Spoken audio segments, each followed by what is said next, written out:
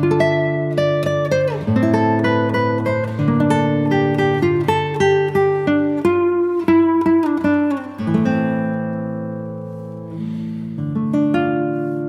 Lucia. Good morning.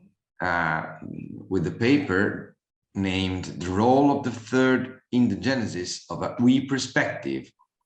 40 minutes, 25 of debate of presentation and 15 minutes of discussion. Okay, thank you very much. So good morning to everyone. Do you hear me correctly? Yes, and thank you for attending this talk. I'm very glad to take part to this meeting, and I wish to thank the organizer for the excellent arrangement and running of this event. Let me see if I can share my screen.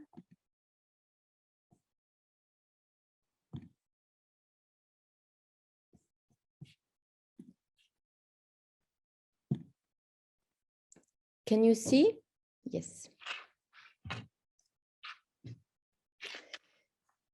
So my talk is centered around the following question.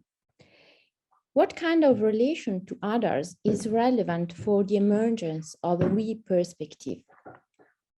Should one prioritize the concrete face-to-face encounter between self and other?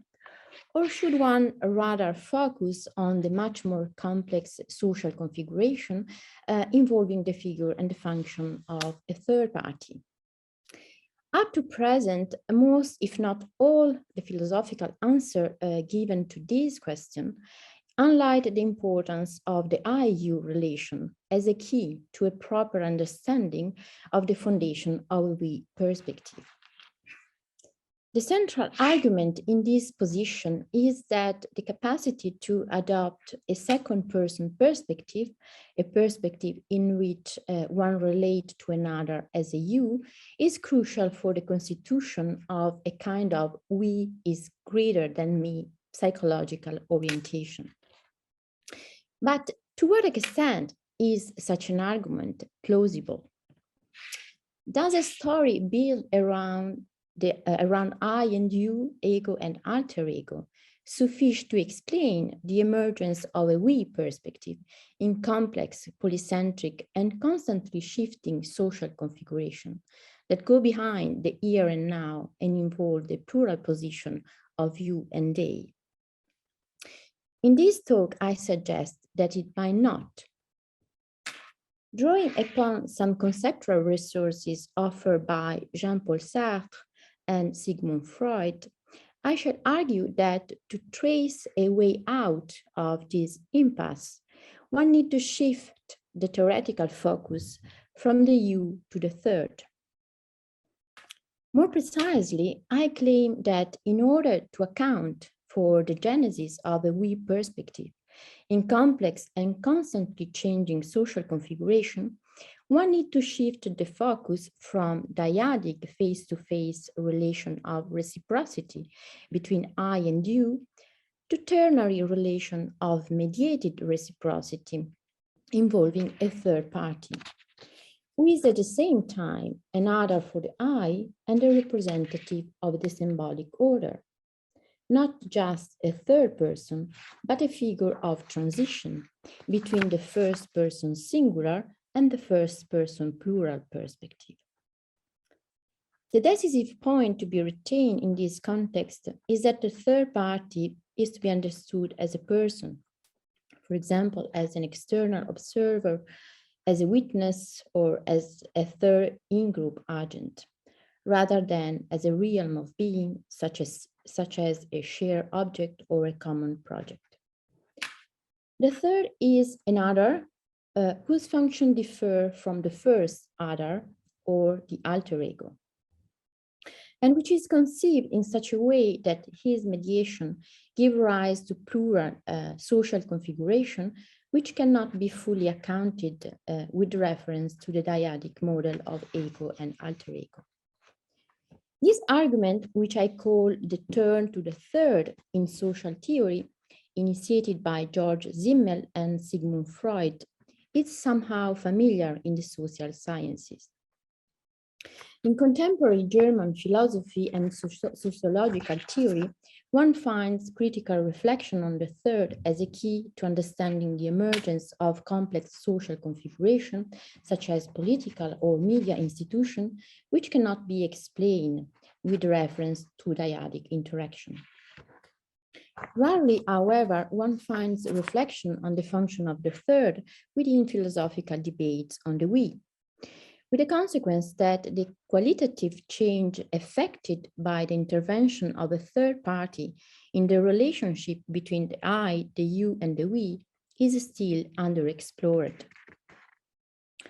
That the intervention of a third redefined dyadic relationship between ego and alter ego, and at the same time play an important role in the transition from a small group to larger social unit and institution, is an unquestioned point in the social theory debate.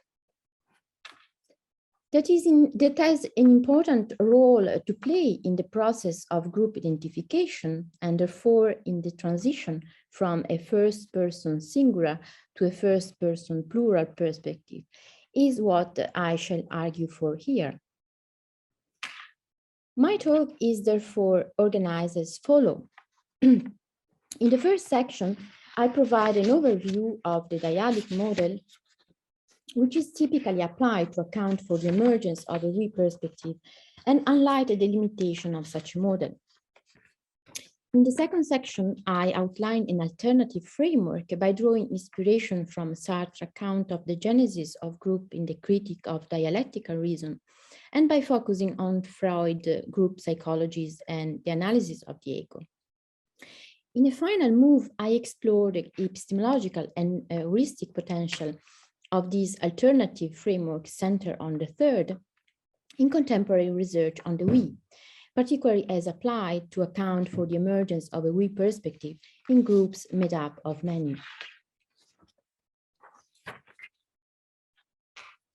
So in this first section, I will start by considering the dyadic model proposed by Dan Zahavi, which today has come to be seen as a classical treatment of this topic in the contemporary debate.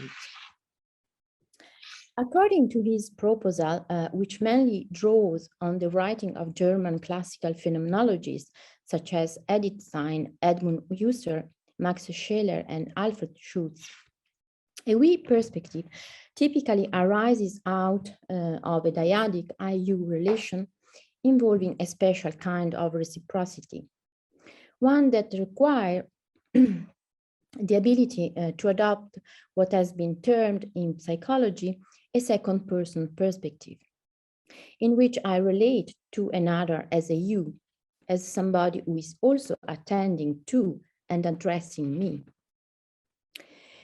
To adopt a second person perspective means more concretely to be engaged in a subject-subject relation, where I am aware of and directed at the other, and at the same time implicitly aware of myself as attended to or addressed by the other.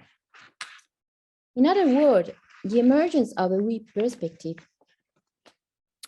requires that I experience and internalize the other's perspective on myself, that I take over the apprehension that others have of me. As important as this argument might be, one limitation is that it typically applies to forms of we that are bound to the here and now of face-to-face interaction between ad hoc pairs of individuals in the moment. But there exist other forms of we that are not tied to the here and now of a physical interaction in the same way, and rather imply both temporal and spatial distance. Arguably, people can experience themselves as members of a we community, even if they are not de facto together with the relevant others. And indeed, the experience of we have been living through the COVID-19 pandemic attests to the possibility of sustaining meaningful relationship with others even in the absence of direct, immediate face-to-face relationship.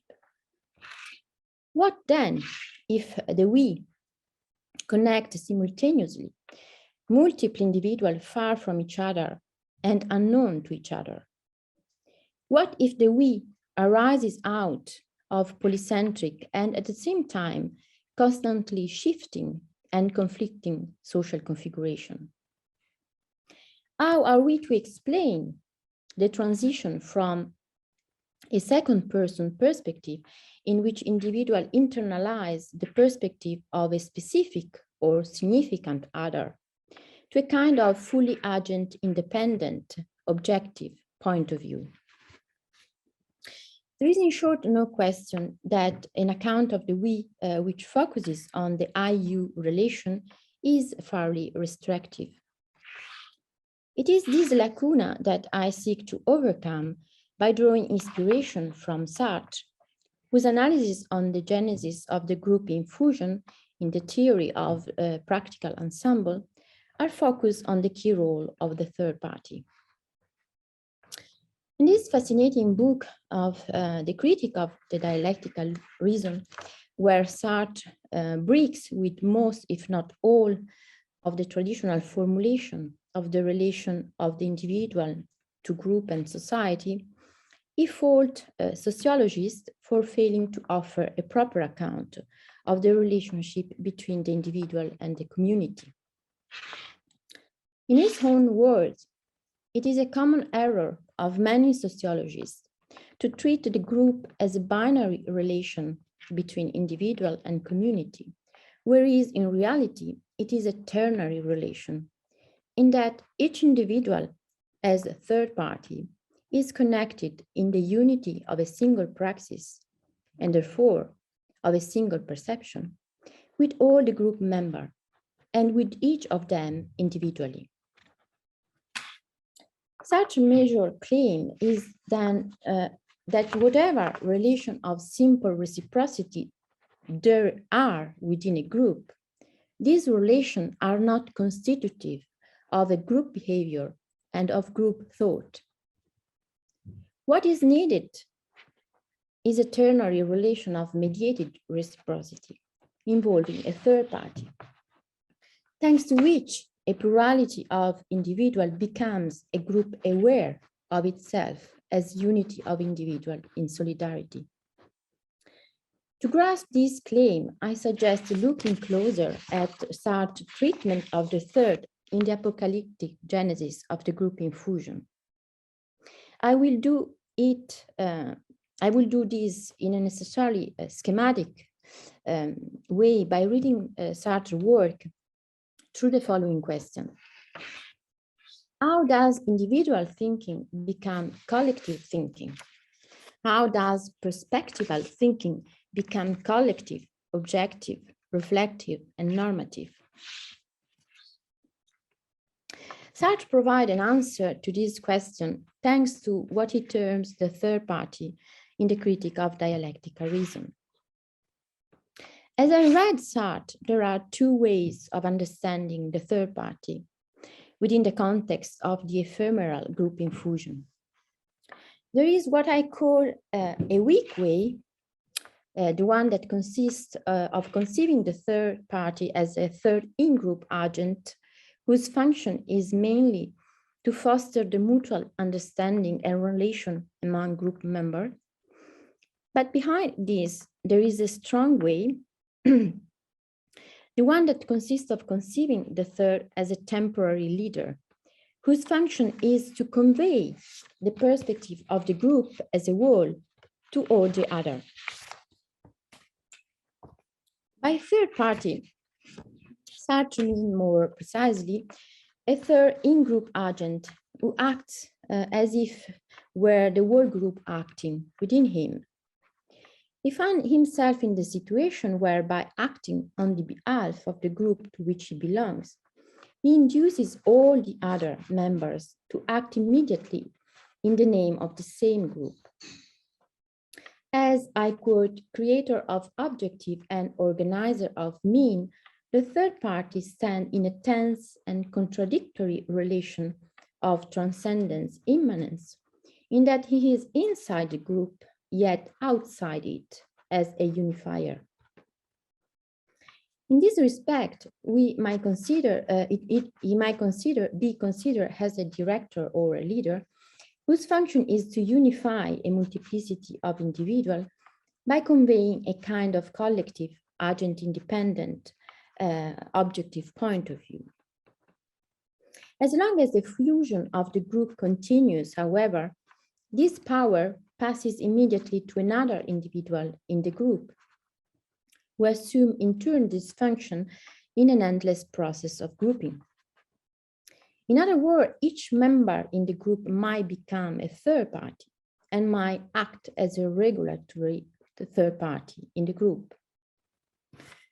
In this alternation of status, which appear as the very law of the fused group, there emerge a movement of mediated reciprocity between two third parties who come together in the generating movement of the group. Each does not act in the name of the other in front of him, he acts in the name of the group. And at this juncture, there emerges the first we, which is plural rather than singular, because it emerged in this ubiquity of this movement or relation of mediated reciprocity between several selves. The result is that something like a we perspective emerged in this movement of mediated reciprocity, where each individual is simultaneously an I and a third in relation to every other. According to Sartre, there is nothing magical in this result. Indeed, it merely requires the shift to the third person position, which entails a radical alteration of the first person singular perspective, so that everyone in the group comes to think, act, and feel in a completely new way. I quote, not as an individual, nor as another, but as an individual incarnation of the common person. The crucial point in this argument is that the shift to the third person position is decisive to give rise to a kind of we is greater than me psychological orientation, which also gives social norms their special power in personal decision making. Moreover, each individual who plays the role of a third party brings about a relation of a new kind amongst group members. This relation is no longer an immediate direct relation between I and you, but a relation of each to each, with and through all. Without going into the finer detail of Sartre's very deep analysis, it is important for me to focus on the following point.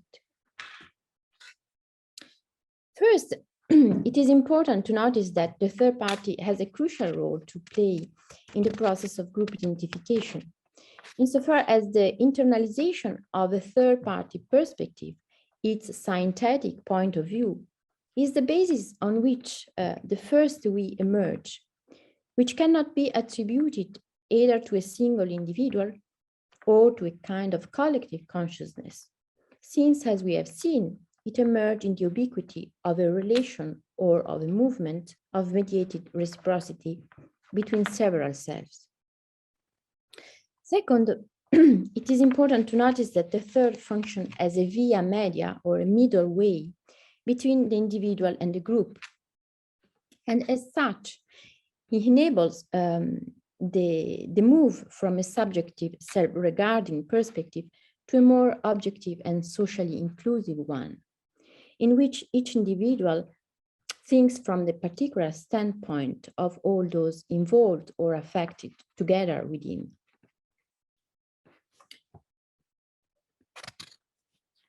In the same way, it is important maybe to notice that the figure of the third enabled the shifting from a we perspective, which is simply experience, to a we perspective reflexively assumed. Third, it is important to acknowledge that the third parties embody not just a third person, but all the group members not immediately present.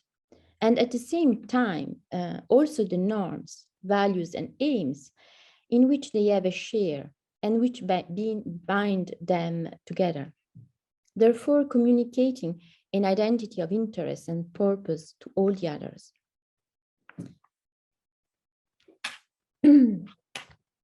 So in this last section, I focus my attention more closely on the role played by the third party in the transition from a first-person singular to a first-person plural perspective.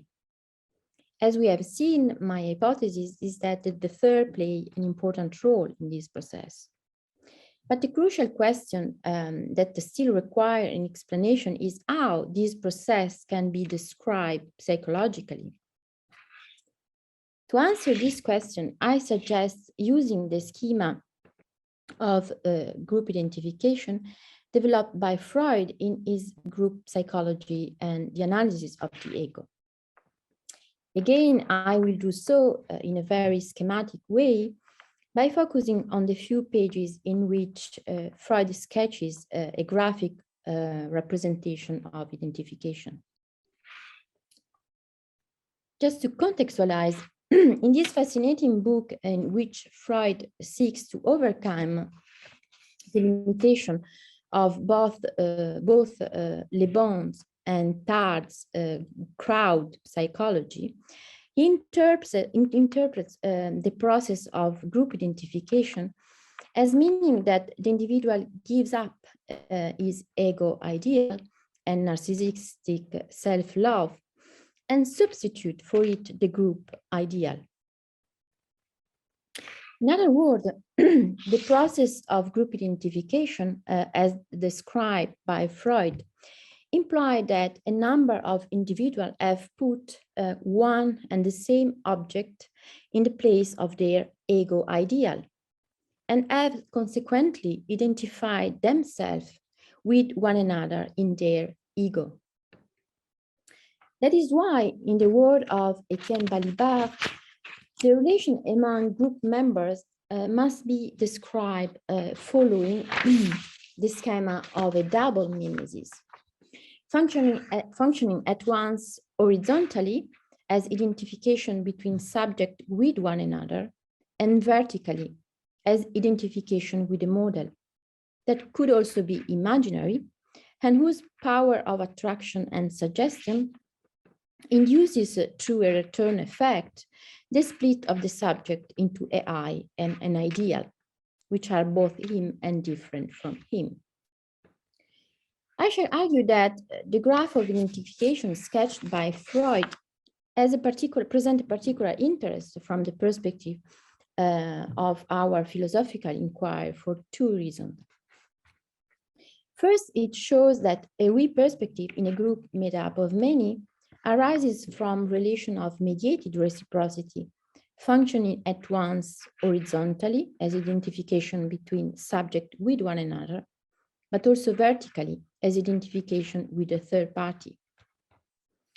And second, it proves that the shift from a first-person singular to a first-person plural perspective requires a far more radical alteration of one sense of the self than the one achieved by adopting a second-person perspective.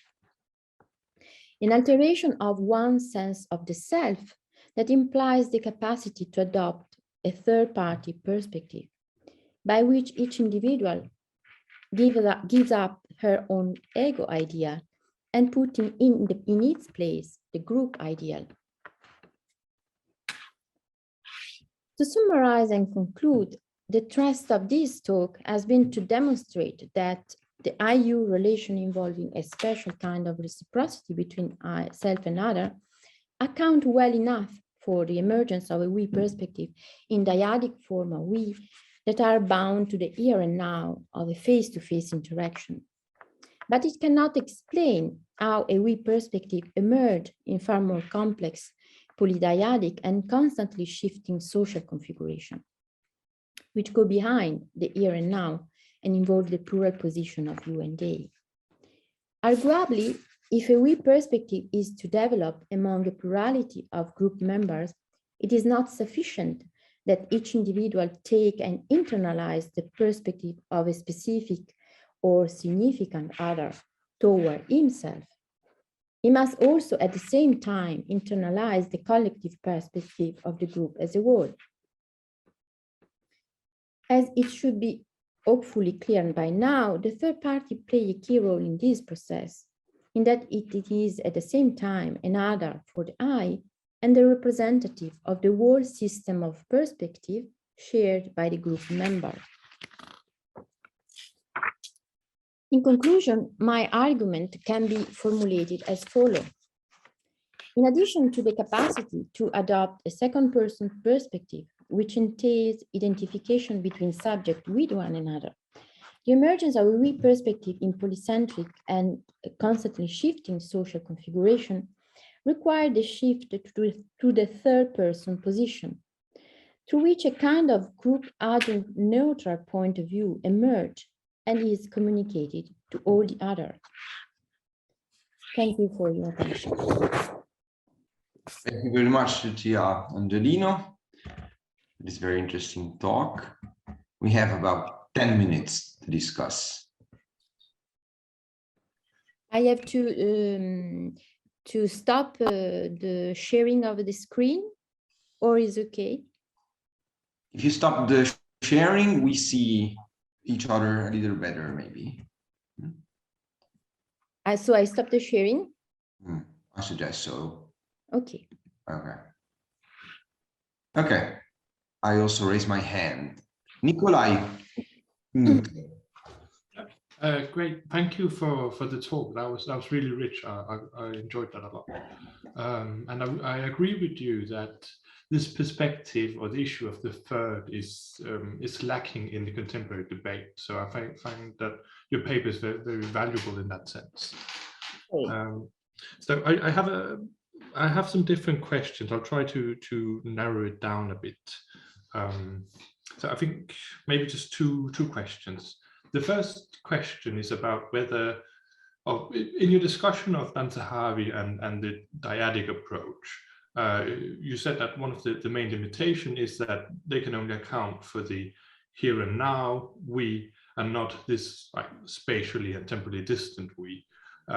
So I was just thinking here. So do you intend your account to be sort of, is it incompatible with Dan's account, or is it more that here we have two different phenomena that require two different explanations? So do you think, is your account better at also explaining what happened in small here and now groups than Dan's account? I think that's the first question. And then the second question is about this triangular model you offer with the third, and I think you rejected sort of out of hand the idea that a common world or some object could play the role of the third. And I'll just hear if you could elaborate on that, because I would think that that was a distinct model from the dyadic approach. Yeah, but thanks. So thank you very much for your question. I start with the third question. So if I understand correctly, you are asking both if how I relate my account to the Danzavi account, how I think that they could be articulated or not. And so the answer is that I conceive my account as a kind of extension of Danzavi proposal, which is intended to account, as I also said, to think of how a we could emerge in a configuration of the we, which are plural and also constantly shifting or conflictual, whereas Danzavi offer an account which is how to say, which account very well for small kind of group. so to speak. And if I would add that I found the same problem in Tomasello account, for whom the cast of character I, you, and we can account in the same way for the emergence of a we perspective in a very small group or dyadic interaction and in a larger group. So even if it make a distinction between joint intentionality and collective intentionality, in reality, in terms of relation, of an ontology of relation, the cast of character that he uses are I, you, and we. And I think, on the contrary, that in the case of larger group and also changing group, the presence of a third, as I have described following Sartre, is somehow an important element which make a change. So this is my first, I think that is the answer to your third question. Regarding the second question, I absolutely agree with the idea that the third not only change the intervention of the third, not only change the relationship among group members, but also the relation could potentially change the relationship between, in a dyad, between self and other. But this is a point that has been largely developed not only in sociology by Simmel, for example, but also by René Girard in the literature. So the idea that the third, somehow also by Kaprov, 2 against 1, and this is not actually very important for my argument, for my, more than my argument, my objective. So the objective was to understand how the shift from a first person singular perspective, I, to a first person plural perspective, we, can be achieved in a situation where we are many and maybe unknown to each other and maybe far from each other, and so on and so far. So I agree with the fact that the third has also other function, but the function that interested me was the one he plays in this kind of situation. Okay, we already have 4 questions and 10 minutes, so we get shorter. Thank you. Sorry. Yes, No, sorry. no, it's okay. It's okay. I mean, just my short question would be this. I'd like to know something more about the relationship between the second and the third person in the relationship with the first, in the sense that it seems to me that it could be possible to assess the second person as the event and the third person as the norm. So as if we usually deal with other people through the lens of the third person, so through the lens of our pre-comprehensions, our communitarian understanding of how the others should behave or are. But the second person is maybe breaking the boundaries of that orders, of those pre-comprehensions. What do you think about that? Is it present in your argument? I don't agree. I don't agree with this idea, because the third, according to Sartre, is not even if I said that is a temporary leader, is not a leader in an institutional sense.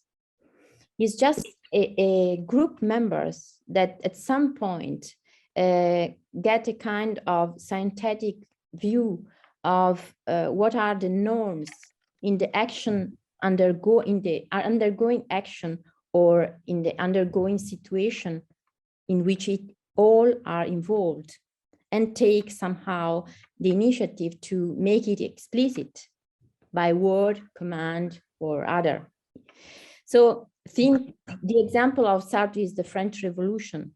So this is quite clear, is a situation where at some point an organizer, an agitator emerge and takes the group for a while, and then another, and so on and so forth. So I don't think that the third represents this kind of normative. Yes, it represents the normative level, but not in the sense of something that precede the event. It's a norm that emerged during the event. Okay, thank you very much. Sigurd Haupt. Thank you so much. This is a really interesting lecture. I'm trying to get a better grasp of how I'm to understand the content and the constitutive function of the third.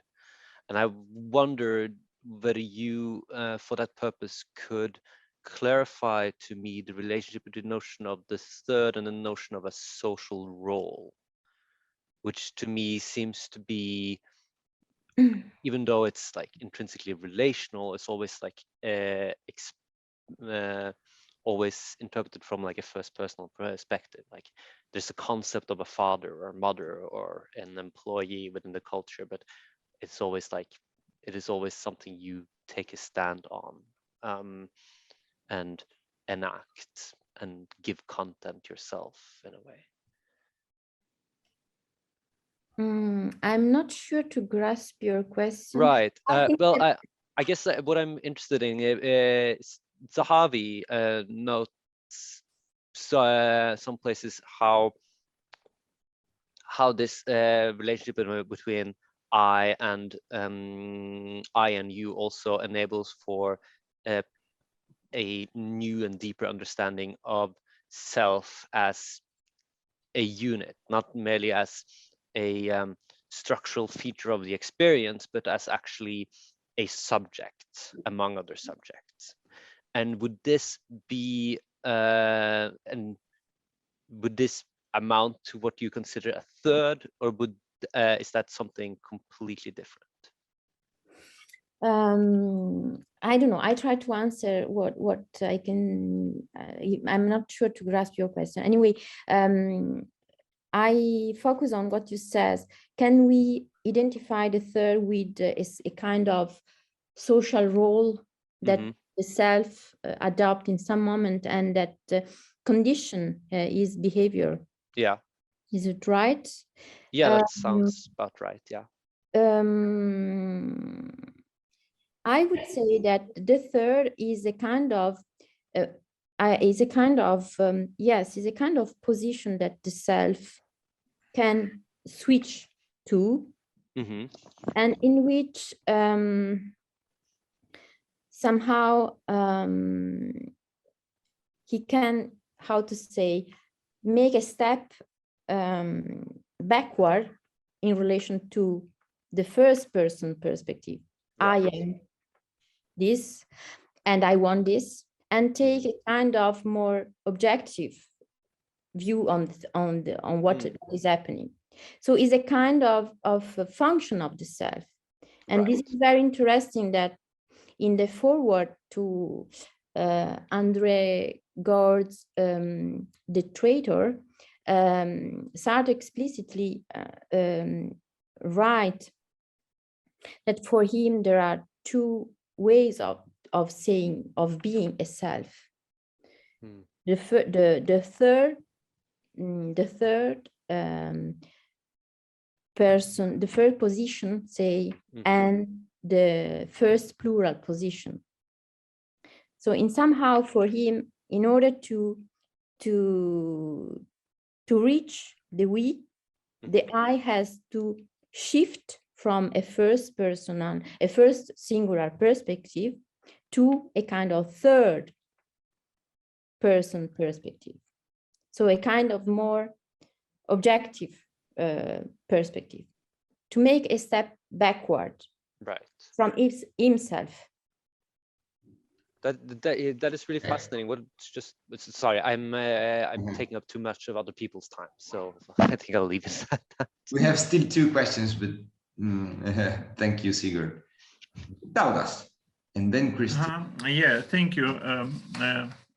Russian philosopher Lev Karsavin, before Second World War and after it, wrote his theory of symphonic person, or just theory of person, where he include as well I, you, we, and then nation of Christianity. You know, this is in any way was Christian Russian philosophical tradition. I, you, we, and Christianity, and then he considered it as some sort of symphonic person which coincides with individual. However, the question was about not about third person like you mentioned, but about so-called next fourth person, which means mass society, if you would like, or Christianity. And for example, Lacan, Jacques Lacan as well considered this one possibility, because if you include group, third person in your system is the group, you know, and the group is different from mass society. Mass society is constructed by many of us other issues, but in any way, we as individuals reflect this mass society, you know. And do you consider mass society as some sort of possibility of your phenomenological approach to phenomenological approach? And what is the relationship between collective mass society and the group? So very interesting and compelling question. I would say that if I adopt the Sartre perspective, the group is a way to how to say, to liberate from the mass society and to achieve a sort of collective freedom. So it's a way to break the chain from society. It's a kind of revolutionary act. So the group is somehow maybe the way through which a community or a group of individuals achieve a kind of personal position in the society, or try to get a personal position, a point to impose, not to impose, but to affirm a kind of point of view in the society, and to break the chain of what is going on, inertia and practical, the field of inherited structure. Does it make sense? Yeah, it makes sense. Okay, Christian Ferenc Flat. Yes, thanks a lot, Lucia, for this very rich presentation. I have a very applicative question, because one thing you said was that this account of collective intentionality via group identification has the huge advantage of being able to account for a large variety of polycentric configurations and sociality and of mediated sociality especially. And this is, of course, true in the sense that, for instance, Freud's account of this was indeed largely applied in media studies to account for audiences dealing with films, for instance. You have the same idea applied by diverse authors, that by the fact that a member of the audience identifies with the protagonist of the film and all the others do the same, they identify among each other and have a sort of collective intentionality building in the movie theater. And my question to you is, what about Zoom? What about a Zoom conference like this one where we are in? Does this work? Because theoretically it should work, right? So all of us identify with you as the speaker, and we should identify among ourselves and build for a sort of collective intentionality. But do we have a collective intentionality of a we? Do we feel like an audience in a Zoom session like this? My feeling is that we don't. And I wonder what this says about this theory. Okay, thank you for this very interesting question. Well, I would say that yes, of course, this model could be applied, especially from the perspective of the third, because I would say that each of us become a third at certain point, and the other, and try to how to say, to make a relationship between all the other in relation to his speech or his talk or his position. So I cannot evaluate how much this from an experiential point of view really work as a link between individual. I don't know if it is, so I would say, to reformulate my answer, I would say that from a structural point of view, yes, this model could be applied to this situation. From a phenomenological point of view, maybe it's a question that still open. It's a question that we could ask ourselves, and I have not the answer. Thank you very much. Thank you very much, Lucia, for this passionate talk and discussion.